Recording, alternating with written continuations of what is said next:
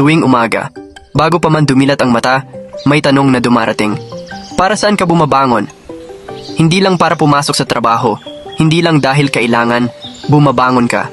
Kasi may dahilan, may pangarap, may mga taong umaasa, at higit sa lahat, may panibagong pagkakataon.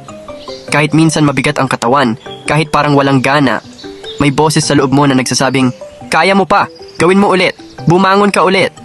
Bawat araw bagong simula, bawat pagbangon panibagong laban, at sa bawat tasa ng kape, may konting lakas na nagsasabing, tuloy lang, andito ka pa. Kaya sa simpleng tanong na, para saan ka bumabangon, ang sagot mo pwedeng magbago araw-araw, pero ang mahalaga, bumabangon ka pa rin.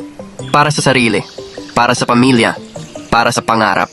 At minsan, bumabangon ka, hindi dahil sigurado ka sa lahat, kundi dahil pinili mong magtiwala. Pinili mong magpatuloy, kahit hindi madali, kahit hindi perfect.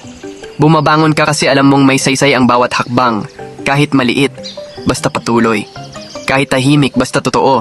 Kaya ngayong araw na to, bumangon ka para sa mas mabuting bukas, para sa buhay na gusto mong buuin, at para sa'yo na hindi sumusuko